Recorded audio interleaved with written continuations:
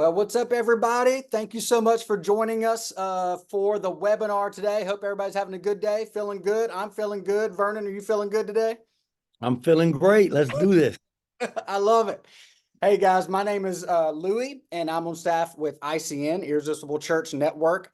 And if this is one of your first times hanging out with us, although I did see some friends of mine in the room today. I saw Dean from Florida. Good to see you, Dean. Tom from out in Montana. None of us are jealous right now, but thank you for joining us.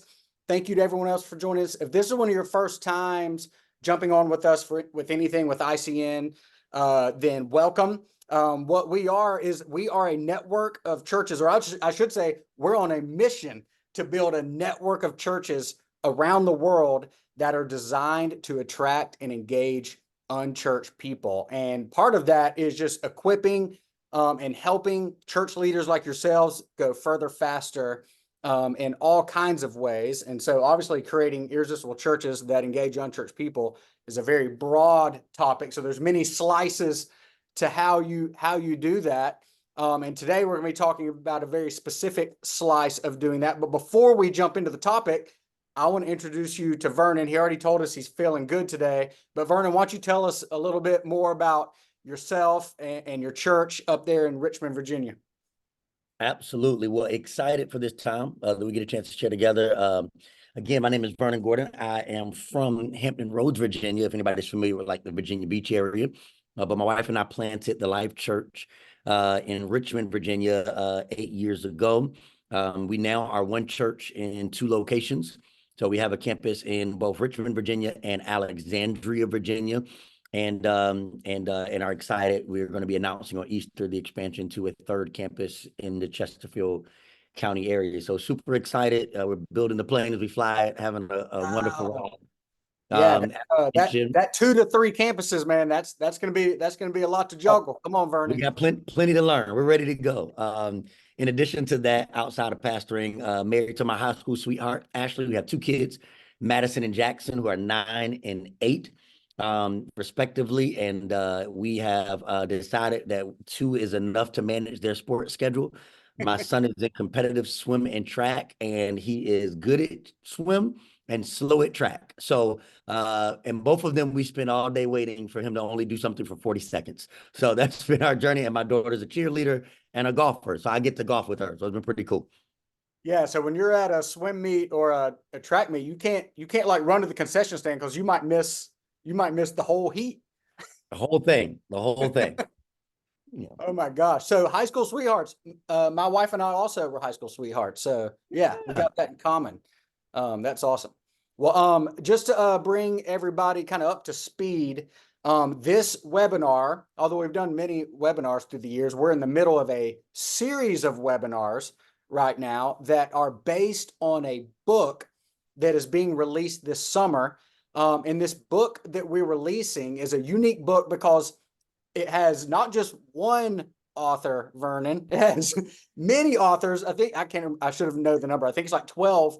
And all the authors are lead pastors of partner churches of the Irresistible Church Network. And each lead pastor has written on a different topic. And then we are walking through some of those chapter topics through this webinar series. So this is part 3 of this webinar series. So thank you for jumping on here with us, Vernon. And so today's topic that we're going to be talking about is, so the name of the book, I should tell you, is A Church That Every Community Needs. A church every community needs. So we're walking through what are the characteristics of this church, this hypothetical aspirational church that every community needs. And today's topic is every community needs a church that reflects its community. And of course, part of reflecting the community that God has placed your church in is embracing diversity and being willing to wade into that. But for you, Vernon, I know there was a line in your book when I read your chapter. See, I got your chapter right here, the loose leaf version. When I was reading your chapter, there was a line in there where you made a line. You said diversity, although it's a buzzword in culture right now, you said diversity is not a buzzword for you because it's a lived experience. So why don't you tell everybody a little bit some of the unique things about your family and your background that have shaped you to be the person that you are today? Absolutely. So, as you already mentioned, this conversation for me has been near and dear to my heart because of my personal journey. The quick version is my mother was the oldest of three Black children that my grandmother had, and her father had went off to war, and so as a result, she hadn't really been engaged with him for many years, and so my grandmother is a single mom with three Black children in Portsmouth, Virginia, and she falls in love with my grandfather, who is a white man from Bath Springs, Tennessee. And he is stationed in the Navy in the Norfolk and Newport News, Virginia area. They met, they fall in love.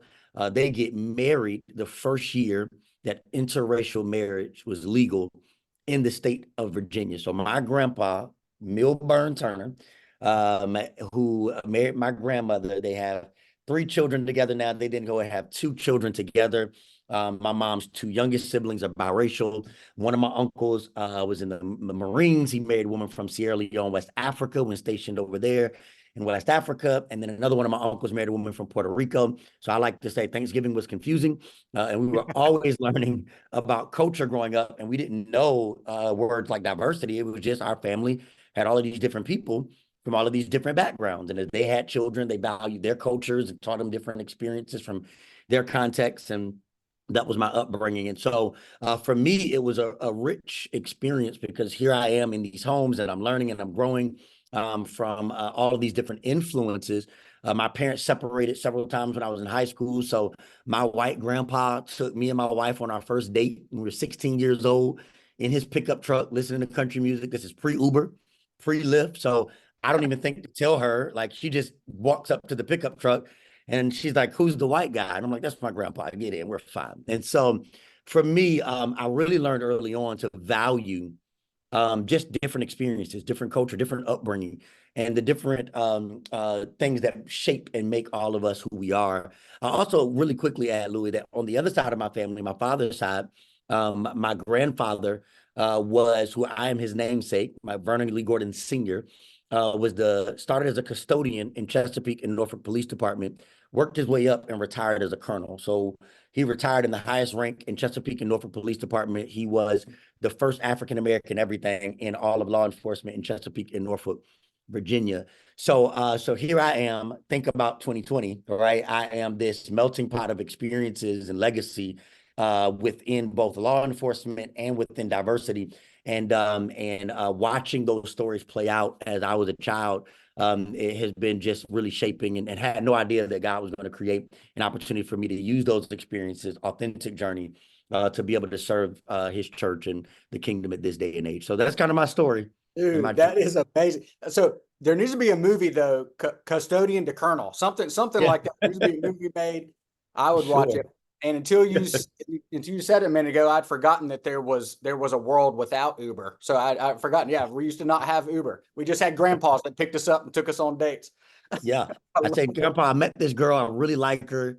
But nobody will take me on this date. Will you take me?" I had no thought that it would be awkward when she walked up to the pickup truck, So yeah, I for love sure. that. So innocent. You were so innocent, Vernon. So what I love about this, your passion, your experience, and the way it overflows to everyone around you, especially all of us in our network, is because I think sometimes we can get caught up in this whole idea of creating an irresistible church and trying to reach unchurched people, and we limit it to the flow of the service and the kinds of programs that we have and the kind of language we use, and are there people waving in the parking lot, and we think that's where it ends. And Yep. you challenge us in this chapter in an amazing way where you talk about irresistible churches. Yeah, they should have all that stuff. Yep. Yeah, that's the bare minimum. But irresistible churches should be outward focused, community driven, cross cultural centers of hope. And I was like, ooh, I love that. That's awesome. So in your chapter, you talk about some guiding principles or mindsets to have as we begin to walk this road. And I'm assuming everybody on the webinar today is wanting to learn and grow and take steps. And so you talk about some guiding principles, and then you talk about some practices. So we're going to get to some practical how-tos and ideas. We're going to get there. But before we get to the practical how-tos and things you guys have tried and things you've seen work well, let's just hit a few of these guiding principles so that we all have the right mindset. So one of the guiding principles you talk about is this idea that the closer you move, the clearer you see. And this has to do with proximity and the messiness of unity and conversations and conflict, all that stuff. So why don't you explain that a little bit, Vernon? Tell us what you mean by the closer you move, the clearer you see, with this in mind, trying to create a church like this. Yeah, I mean, certainly, I think, wherever there's distance, there's distortion. And so, I mean, the closer you get to a thing, the clearer you can see it physically. But I think that is true for communities and cultures as well. We kind of can create, and ascertain judgments and decision making about, like, well, certainly this must be this, or must be how they think, or this is the why behind their what. But I think once we kind of close that gap, we start to find out, well, we're not all that different. But two, maybe there is a different perspective, or maybe arrived at that difference that can help us figure out how to walk together to the next destination. I think about it through a couple of lenses that just kind of help me make sense of that principle. The first is I like to call it close the gap, which is what my coach used to always scream out to me when I played high school basketball. He would be like, close the gap, whenever there was a pick, he would be coming like, off that screen. Yeah, I love when you relate it to basketball. I love that. Yeah. And so he was like, when you got to get into that gap and you got to close that gap between coming off the screen. Well, I think the same is true in the context of these conversations. It's, hey, the farther we leave the gap, the more confusion there's going to be. But sometimes when you close that gap and you say, hey, I'm moving closer, and sometimes that looks like coffee in a conversation. Sometimes that looks like, hey, I'm going to go frequent a restaurant with that I know, right, is more representative of another context or another culture. I think it allows for us to start to see the humanity of people and figure out that even though our starting points sometimes are different, we are not that different. And I think that's a huge part of closing the gap. I think another thing that you mentioned just about this idea of kind of the closer you move, the clearer you see, is just making sure that, posture matters. When we kind of sit on our side and say, if you don't come here, I'm not going to talk, right? That doesn't work anywhere. I've been married for 13 years this August. And I don't know how long you've been married on this call, but I can tell you what doesn't work. And that's sitting on the other side of the room, or worse, right? Going to the basement in the man cave and saying, at some point, right, you get tired of just walking past each other. You're like, hey, can we talk, right? And so I think if we took that approach and said, hey, that kingdom relationships and all the cultures that God created, if we can close that gap, I think we may see that we're not as different as we think, and that there's a way to walk together to the next destination. Dude, that's great. That's great. So later on, guys, we're going to get to some practical ways we can close the gap and we can move closer. But right now, just have the mindset we've got to have move closer, have some proximity there. The next or another guiding principle you talked about is that break the rule if it breaks God's heart. And this was a cool section. I know you mentioned the good trouble speech and an amazing phrase that I would love you to unpack is the idea that we need to be citizens, not saviors. But anyway, jump in here, Vernon. Tell us a little about what you mean by break the rule if it breaks God's heart as a mindset along this philosophy.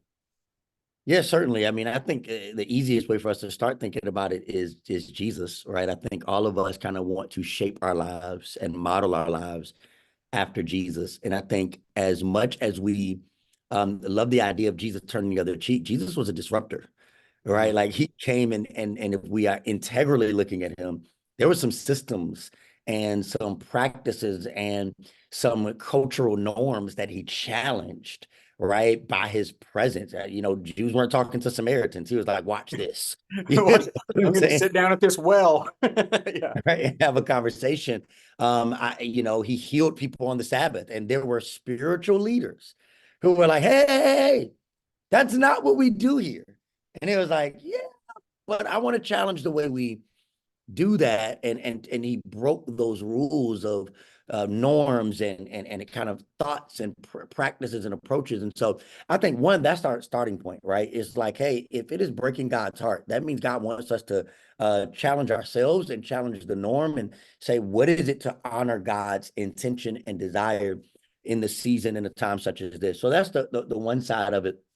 I think the other thing when we start talking about kind of this, and you already alluded to it, is, we all know the I have a dream speech, but there were many speeches given that day on the March on Washington. And one of them was from a young leader by the name of John Lewis. And he talks about getting into good trouble. And that whole idea of good trouble is that, some trouble you can be proud of. Sometimes it's worth speaking up. Sometimes it's worth standing out. Sometimes it's worth being a challenger.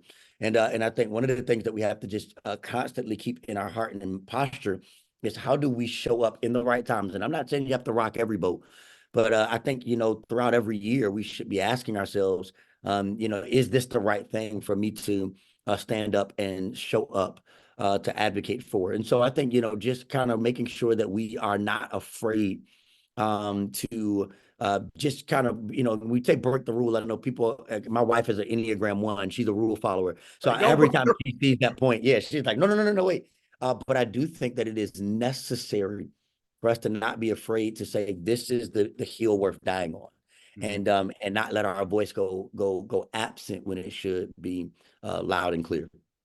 Dude, I love that. And this is probably even more heightened, not that it wasn't already important, but even more heightened with the mindset of Gen Z, the next generation we're trying to lead. This is how do you see that related in this way? Yeah, I think one of the big things for Gen Z, right, is they're challengers of everything, right? Everything we think about when we think about words like community, when we think about words like outreach, when we think about living on mission. One, for two primary reasons. One, when you look at the data, they are, I think this is going to be low-lying fruit, but they can consume more content and information, whether credible or not, than any other generation before them. Right. Well, part of that means they have some compassion fatigue, but that means they're constantly being drawn into issues, right? How do we stand up for this? What's our church's position on this? And so that doesn't mean that we can, be all things to all people, but it does mean we have to know that if we're trying to serve the next generation effectively, they're going to be looking for our churches to be very clear about how we are not just inwardly focused, but outreach centered and focused. Yes. So I think that's one side of it. I think the other thing that Gen Z is going to be asking is, just this idea of like, what are we for, right? And what are we for can't just be, this is where I would challenge us, can't just be kind of a eye in the sky. Yeah, like good, love and kindness. It has to be, no, there's some real things that I'm tackling at school. There's some real conversations that are emerging. I love what Douglas Stone says in his book, How to Have Difficult Conversations. He says, the challenge is we don't lack the power of speech, but the power of conversation.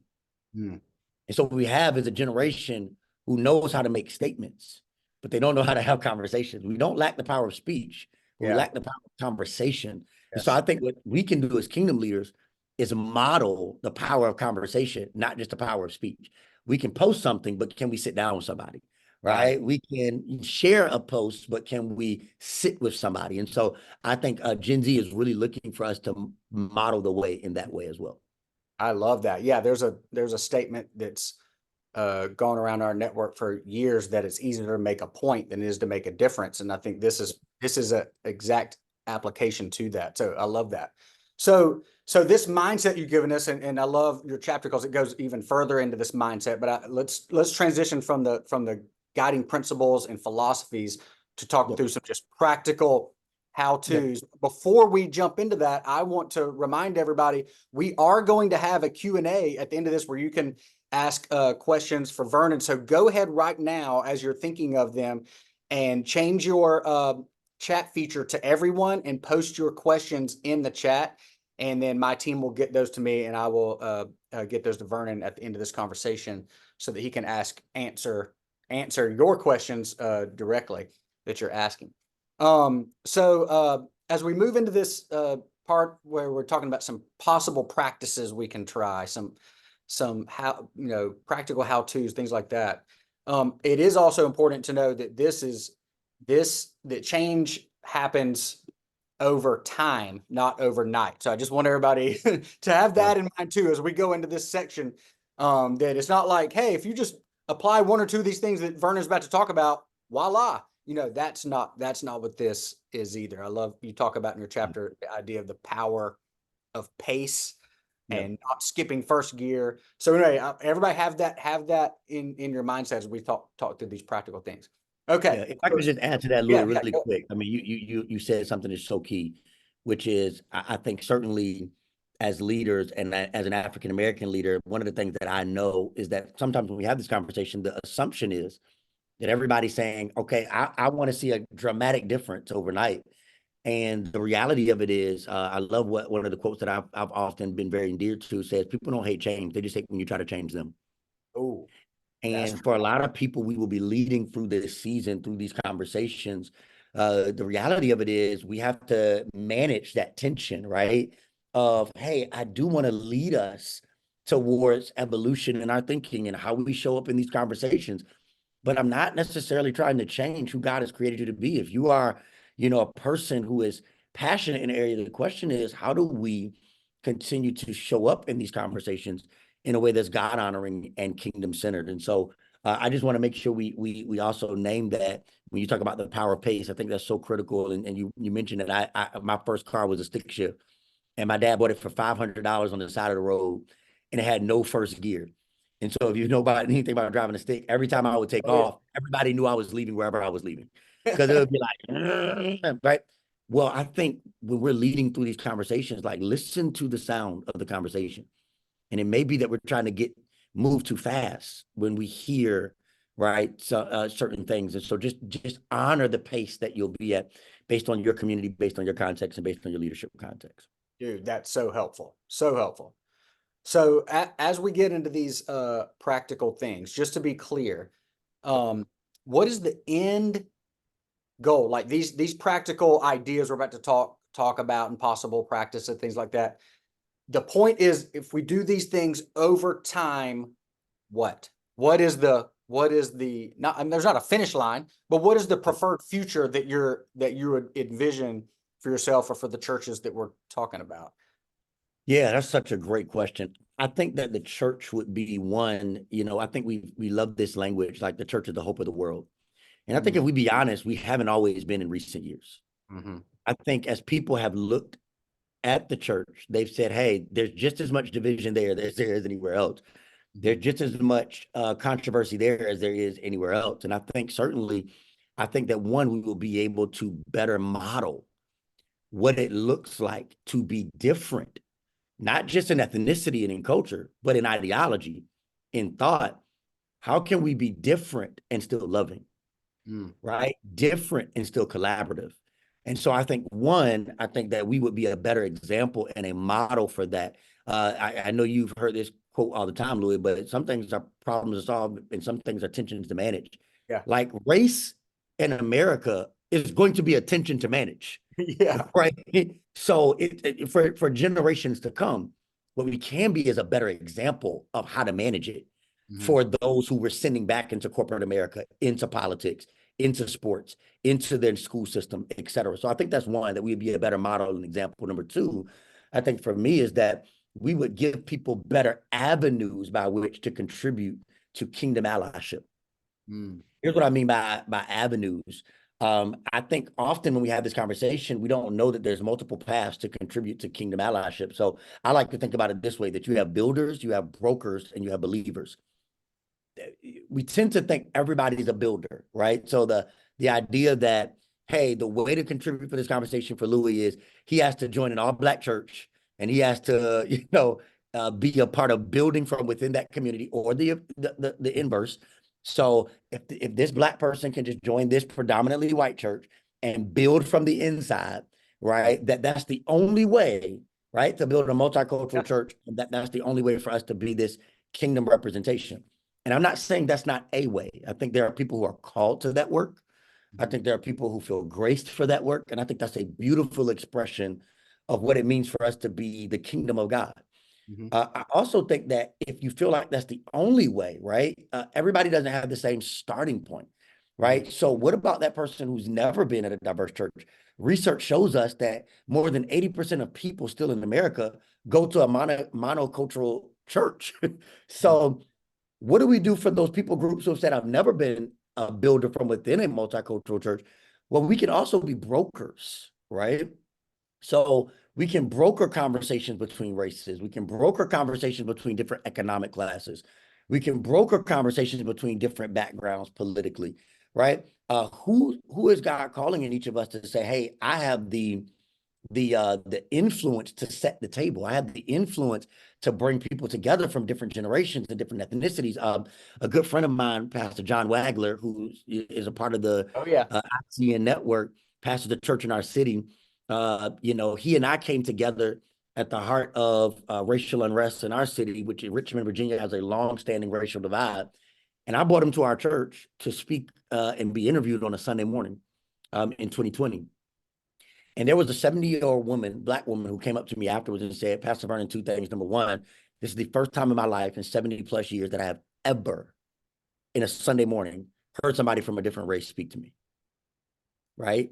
Number two, right? She said, this was the first time I ever heard a white leader, right, speak to these issues in a way that I felt like honored my heritage, but also invited me to be a part of, right, building a bridge for the future. Mm-hmm. She had 70 plus years, she had never experienced it.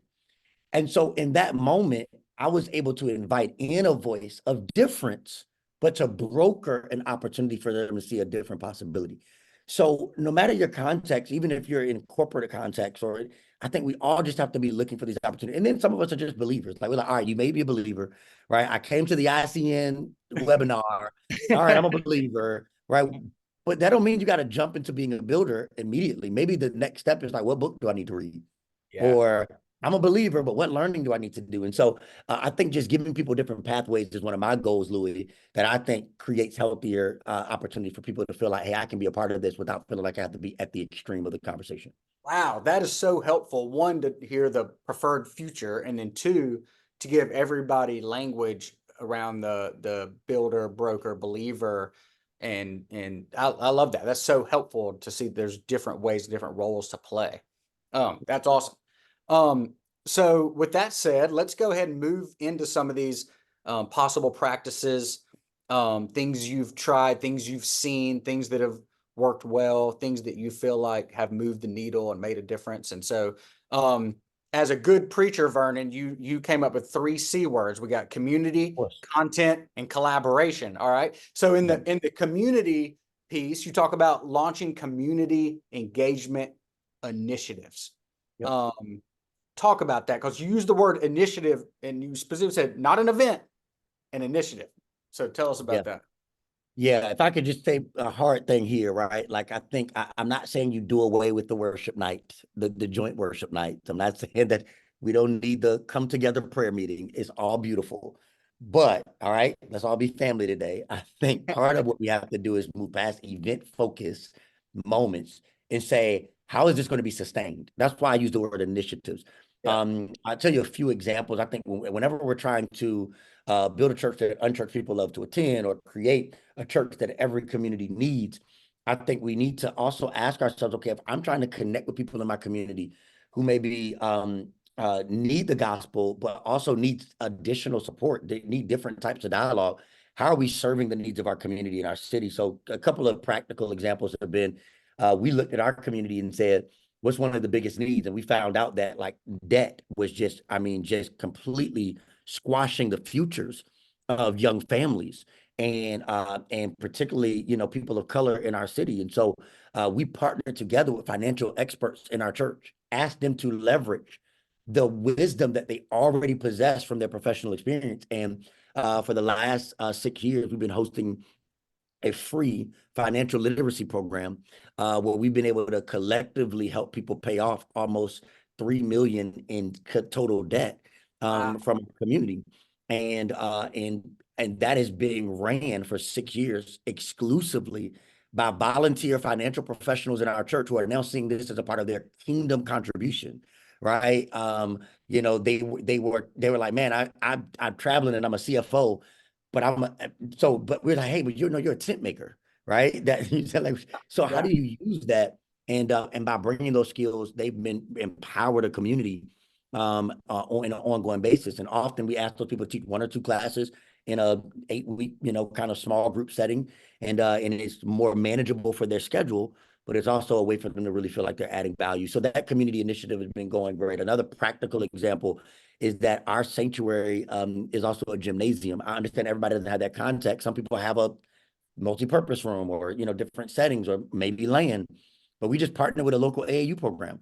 We said, hey, our building is open.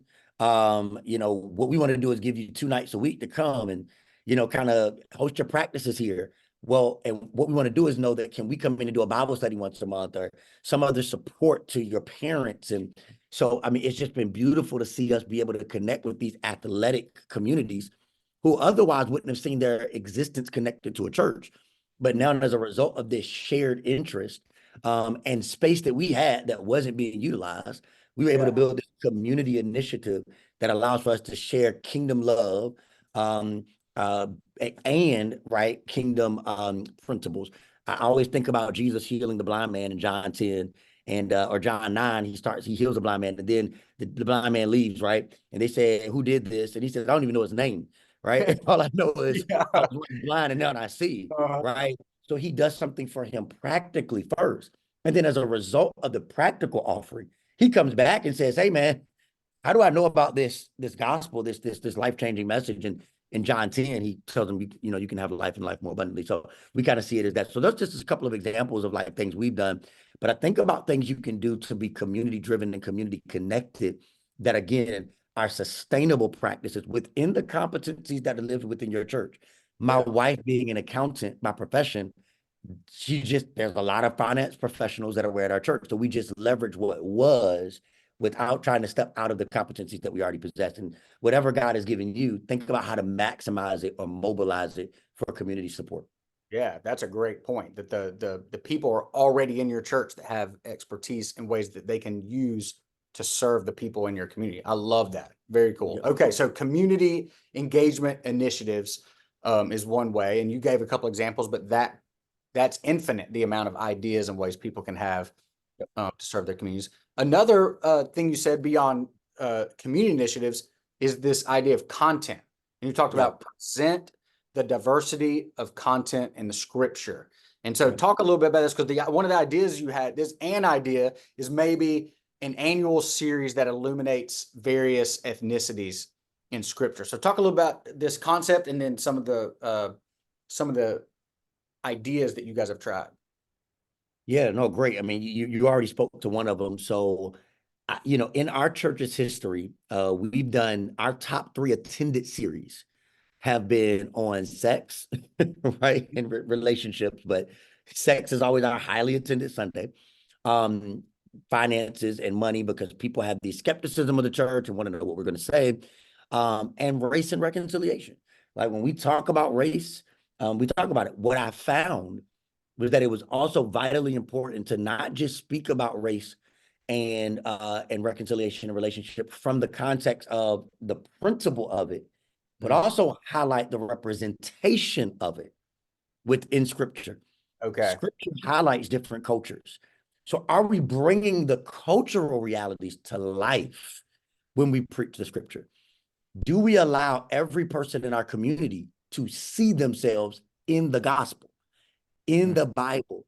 Do we allow them to see when it says that Simon of Cyrene, which is a North African country, was helping Jesus carry the cross? Like, Yeah. are we afraid to highlight the culture that is Mm. represented in the text, Yeah. right? And I think just by bringing to life, right, the different ethnic representation and cultural representation, without having to always preach on a politic or a position, we just open up the idea that we're Mm. all here, that we're Yeah. all invited. So part of it is we'll do a series sometimes, and we've done a series on race and religion or race and reconciliation and those things, which was a 3-week series or a 4-week series. It wasn't long running, but we knew that people were asking questions. I love one quote I heard from a pastor. He said, many of us are busy answering questions that nobody's asking. And so people are asking the question, let's try to answer it. Another thing that we've done practically with that is when we start to think about just highlighting diversity is I think it's also important to speak about these principles, not just when crisis emerges. So I like to tell leaders, like, if you waited for chaos to emerge or crisis to preach it, it may be too late, right? And so let's all not wait till November to talk about being unified. Like we can talk about, these things sooner. I also want to provide a word of caution here that when we talk about race and scripture and the diversity of content, that we understand that one, we can be multicultural, we can be multi-ethnic and not be multicultural. Okay. So let's be conscientious of as well when we're talking about sharing these things, like, hey, are we just highlighting the race and the ethnicity, or are we also celebrating the culture that comes along with it? And so I think in our churches, we've certainly been able, we have to be mindful of that.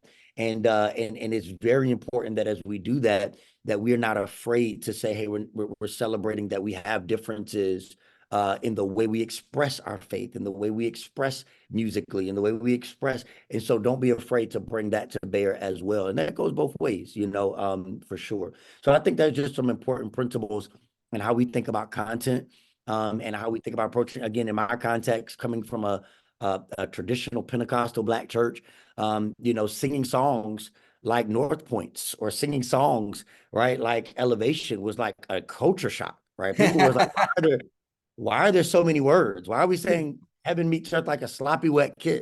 But being willing to represent, right, the culture and the sound of those persons in our church who didn't look like me, let them know that, hey, I'm here to also serve and honor exactly who you are. So again, that's a lighthearted example, but hopefully we can say, hey, how did that show up in our context? Oh, I love that. So yeah, we had a neighbor one time that we invited to church, and he came, and he's from Chicago, and after the service, he was like, "What was that music?" It was like some kind of it was like some kind of weird country music, but I don't really know what it was. That was his perception. I love it. Louis, and one other quick thing to that point, Louis, like just, I mean, a really easy low-lying fruit for any leader is maybe saying, well, Vernon, I don't know where to start with content, or maybe like, sermon prep is already tight for me. Just think about looking at the calendar year, like holidays, celebrations that might be, and just giving a nod or an honor of just the different celebratory moments within different cultures also is again, low-lying fruit, but an opportunity to gain equity. Because maybe you don't feel, going back to the idea of builders, right, brokers, believers, there may be somebody on this call saying, hey, well, I'm just starting to read, I'm just starting to learn. I don't feel equipped to preach a sermon on this stuff yet, or certainly not to do a series. But if you just go to the calendar, go to Google and say, what are different cultural holidays or representations or moments that we can just celebrate alongside people groups, I think goes a long way in starting to create some equity. Oh man, yeah. Okay, good. Thank you. Yeah.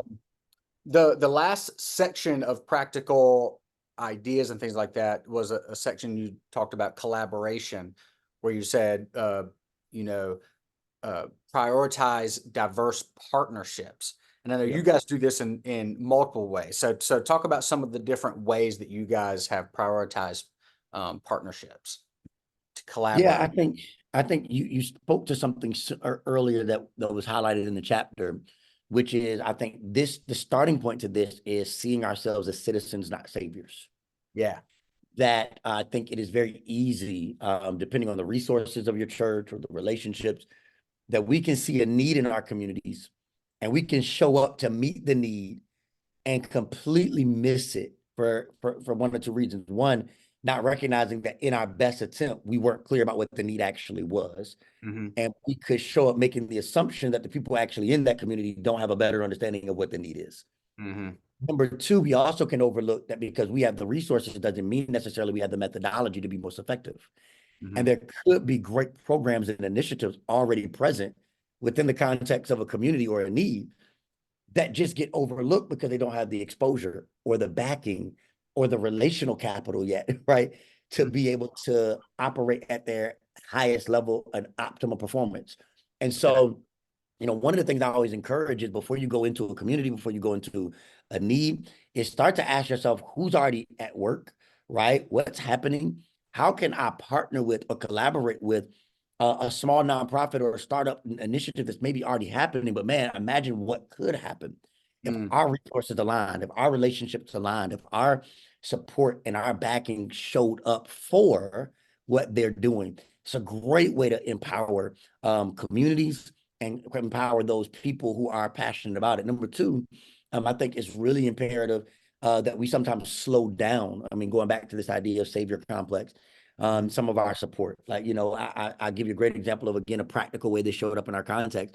I was talking to a group of pastors um, who were saying things like, hey, Vernon, we really feel called to minister at a greater way to an urban context. What they had started to be illuminated for them is they were super excited about global missions, but hadn't really considered local missions. Mhm. And so that collaborative started with, and this is what I celebrate them for, before they just jumped into the communities, urban communities, they said, hey, Vernon, would you just give us like a understanding of what's the best way to show up? And so what I did was I coordinated for them tours of local area high schools, inner city high schools. Well, immediately as we walked through these 2 or 3 schools, we did like a little bus ride and went around. A couple of the pastors started to be in tears as they recognized that kids in the county, right, everybody was leaving with iPads, right? And kids in inner city school, like the school we started in, our church, had no central AC. So you're Wow. talking about in a summer day summer day, everybody's taking the same SOL from across the state, but one kid is taking it in extreme heat, Yeah. right? When Yeah. another kid is not. And it was like, man, this is ridiculous, right? How do we support what they were excited to mobilize their communities to support these causes, but they would have never seen it because their kids didn't go to those schools. Oh Right? man.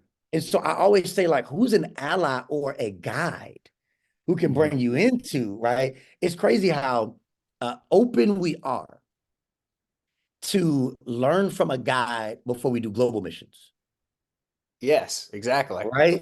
But Uh-huh. we don't think about getting a guide before we start local missions. Right. Like we Yeah. would never just show up to another country and just be like, we know what to do. We let somebody tell us, hey, this is inappropriate here. Hey, don't bow this way, or don't sit down first. And so we take all of that in and be like, yep, absolutely. But then we go into local communities or pass by neighborhoods and we say, oh, we know We what they know. need. We know what they need. Oh And man. so Yeah. collaboration is super important. Build allies, get a guide, and again, find out what local initiatives might already be active and could just use some support. And just again, going back to that earlier point, and then find out who the builders are, who the brokers are, and those things play a huge role in I think us being even more effective as we continue to try to build these churches that every community needs, where we are the hope of our city, the hope of our community. Yeah. For sure. Oh my gosh, Vernon. That's so good and helpful. I want you to you're already rolling in this vein. So I want to give you a chance before we go to the Q&A, because we have some questions that have come in Yep. from people joining us. But before we go to that Q&A, keep rolling that vein and I want to give you kind of a pastoral moment right now. The people that have come on this webinar today, they're leaning in, they're wanting to start somewhere. Um, give them some hope, a challenge, perspective. How would you leave them your final thoughts before we move to the Q&A? Yeah, great question. I think I love what John Mark Comer says in his book, Live No Lies. And he has this really great quote. I didn't want to forget it. He talks about this fact that at first, we make our decisions and then our decisions make us. Mm, He said, in the beginning, we have a choice, but eventually we have character. so And I think that one of the things that we have to just be mindful of as we step into this conversation is that every day we're making a choice whether to move closer or to move more farther apart. Every day we're making a choice whether to take a position, right, or to create a conversation. Every day we're choosing to use just the power of speech or the power of conversation. And so let's make decisions that show the world, right, what's possible. I think, as we continue to lead and continue to grow, one of my mentors, Pastor Jimmy Rollins, makes this statement. He says, Vernon, you don't pastor a church, you pastor a city. God has placed you in a city to be a light, a city on the hill, a light that can't be extinguished. And I think that's true of each and every one of us. Like, God has you somewhere for a reason. So yes, you pastor your people, but you also are the light that a city has been looking for, so that we can change the narrative, so that we can change the world. And we start changing the world by changing our communities one part at a time. Absolutely. Good. Thank you. Well said and very much needed. I know everyone on here is so thankful to hear that. There are a few questions people have sent in just to clarify some things. Yep. So cool if we just take the last few minutes here and just roll through some of these, Let's do it. questions. One person is asking, can you give some examples of what it might look like to be a better example as it Mm. relates to diversity and how we lead our churches? To be a better example, I'm assuming to their congregation, their parishioners. How would you say that? Yeah, a few things. And again, I mean, some of these are maybe even more generation specific. Like I know millennials and Gen Z are engaging with social media in a different way. But I would say being just cautious in what we share, what we post, what we promote digitally. I think we all probably know by now that social media's algorithm is full of confirmation bias. And I can't begin to tell you how many parishioners I know from different cultures who are hurt because they thought their pastor's heart was one thing. But then they saw one post, one share, and their pastor's heart didn't change. But that post, that share, just sent them down a rabbit hole of like, well, if they think this, maybe they think this. And so just being really prudent about how we use social media in this day and age, I think is going to be critical to the next generation that we're leading, millennials and Gen Z particularly.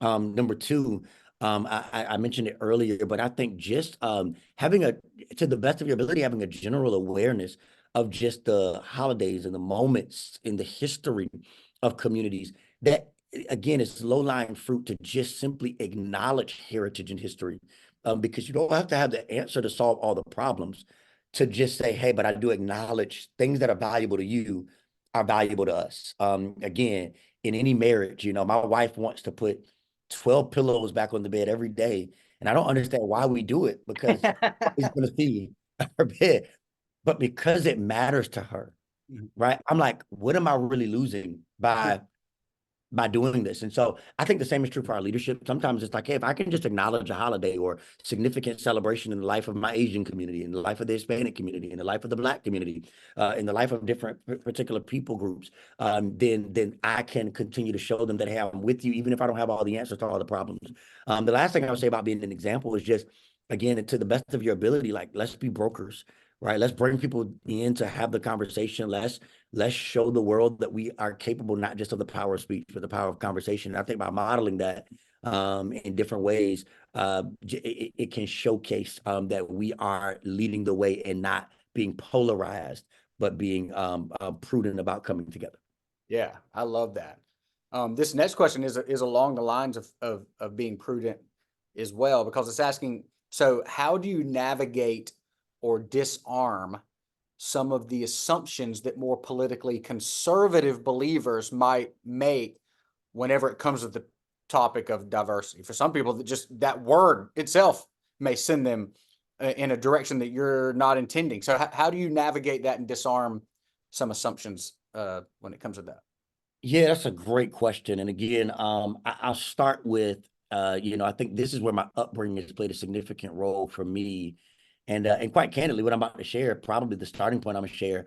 I know Black leaders who have told me like, hey, Vernon, I feel like that's being a little soft for that. But that's, I think that for me, what I've come to find is that the first step is cultivate laughter. Now, I know that sounds like a left field statement, but they did some research studies at the University of Chapel Hill, and they found out that where laughter was present, harder conversations were easier. And what I find is that when you try to start the conversation all the time with your staff or your team leaders or volunteer leads, and you always try to start with, all right, today we're going to talk about race. Well, everybody's exhausted, right? And that from both sides, right? Yeah. The research has actually proven that people are 30% more likely on the other side of the pandemic, the other side of 2020 and the racial unrest and the modern social justice movement, to want to talk about this topic. I do believe that if we can cultivate laughter, we can cultivate more community. And when you can cultivate community, you can have harder conversations. So I Right. think that's a starting point. It sounds small. What I've told coached leaders, and we have a nonprofit that does some coaching for different leaders and churches and staff. One of the things I've coached them on is before you try to have a meeting about race and politics, take people bowling because gutter balls make people laugh. Take people skating because falling makes people laugh. Yeah, And yeah. then if you do that, you can build a bridge to bigger conversations. Number two, I don't think you run from the hard conversation, but I think you set the table every time. What I mean by set the table every time is I think the way you kind of disarm people is you ask people the question like, hey, are you ready to have this conversation? Can we set some ground rules for this conversation? Can we set a tone for this conversation? Mm. What I find is that we often come to the conversation and we make assumptions without setting the tone. When I walk in our house and we have paper plates out, I know what kind of night it is. My wife is like, we ain't doing no dishes, right? But when I walk in my mom's house or my grandmother's house and they've set out the fine china, my first question is like, who is coming? Right? Yeah. It's a different tone. I need to go Yeah. put on a polo. Who's the special Right? guest? Right. I think the same is true for conversations. Like set the tone every time. So if you're trying to go into a conversation with somebody who you know is going to be super critical or maybe not as open, I would set the tone or set the table for the conversation every time. And I think this goes both ways. So let's say it's somebody who, to your point, is conservative. I might say, hey, I would love to have this conversation with you right now. I want to talk about some topics that may challenge us a little bit. Is this a good time? Is it okay for us to kind of like give each other the space to kind of flesh out an idea? Or do you not have the emotional bandwidth for that right now? I think the same is true on the other side of the conversation for people who want to leverage Black people as allies to a conversation. Just because I felt the emotional capacity to share last time doesn't mean I have the emotional capacity to share this time. Yeah. So make the ask, hey, I want to bring you into a conversation with somebody who's a little bit more conservative or something like this. Hey, do you have the emotional bandwidth to have that conversation today? Hey, can I set the tone and the table for this conversation? And is this a right day to do it? And so I know that goes both ways, but I would say try to set the table for the conversation. And then the last thing I would just say is to the best of your ability, like, again, I know I took a little time here, but I think the question is so vital Yeah. is when you have somebody who you talk about kind of shuts down and maybe is not as open, don't be afraid to try to, I think I found to bring allies who can share stories that may align. I think trying to sometimes go one-on-one, you don't make them feel attacked, but sometimes it's better to say, hey, I'd like to bring a friend who I think could offer some perspective to our conversation. And again, I think that sometimes creates a bridge building opportunity. Again, if you know another broker who can help build a bridge for that individual. Oh, yeah. Yeah. Dude, all those are so helpful. And I know that's something that everyone here listening to is thinking about. So those are very helpful tips for that. I love the laughter thing you're talking. I love that you were talking about no, getting together and doing things before we have this conversation, like bowling, things like that. And that's way beyond just starting the meeting with a joke or something. Yeah, So right. I love that. So another question is, are there any book recommendations for building relational capital and implementing multicultural, not just multi-ethnic practices that celebrate the diversity of a church? Are there any books or follow-up resources? Somebody wanted to walk away after they rewatch this. Do they want to go back? Is there anything else, any resources, books, something like that you would point people to? Yeah, you definitely need to get the North Point book, the ICN book that is Yeah, coming out this this summer. summer. So get that first. No, but in addition to that, I would say two realms of thought. The Myth of Equality is a really good one. Okay. I think that book has added a lot of value, I've found, to a lot of people because it gives you enough historical data combined with enough practical information. Um, I think uh, Love Outside the Lines by Pastor Jimmy Rollins Okay. is a really good add to this conversation. Let me see one more. I think if you're looking to be really stretched and to maybe even understand maybe a little bit more of the minority perspective, Urban Apologetics by Dr. Eric Mason is a really good one. Essentially, what he covers in this book is how we restore Black dignity within scriptural context. And really just kind of, again, going back to that idea of what is just the other, thinking about how do minority and people, Black and brown people, see themselves in the gospel. And that might just provide a whole nother lens on how we see the text come to life, but definitely the myth of equality and love outside the lines, which does encourage us to come together, encourage us to not let the lines define us walking together, but to say, no, we are called to kind of not let these lines that culture has set for us, keep us, in this box, but that we can break outside of it to love one another in the kingdom way. I think those three would be good starting points. Perfect. Perfect. We'll try to make sure those are all in the chat as well. If not, possibly in a follow-up email that goes out after this. I got one last question from one of the viewers today, but before we get to that, I do want to let you guys know that about the next webinar in this series is coming up on April the 16th, 3:30 p.m. You see that? It's part 4 of this webinar series. The next one is going to be a church every community needs, is a church that never gives up influence unnecessarily. And that's not talking about influence within the denomination or the church world. It's talking about never gives up influence with unchurched people, influence with outsiders, never gives that up unnecessarily. The people that we're actually trying to reach and inspire to follow Jesus. So make sure you jot that down on your calendar, get ready. You'll see some emails about that. And then also, like Vernon said, the book is coming out this summer. The book is called A Church Every Community Needs. It will be released sometime this summer. Keep your eyes out for that. Again, this book was written by multiple lead pastors of partner churches in our network that all took a different chapter and brought their perspective and their spin on what are the characteristics of this aspirational church that every community needs and would make every church, every community better and inspire the people in those communities to follow Jesus. So get ready, be on the lookout for that. All right, so last question here, Vernon, before we wrap up. This one says, in society, these ideas can sometimes come across as, quote, woke. How do pastors or ministry leaders press forward pursuing the need to reflect our communities? So, what would you speak to that?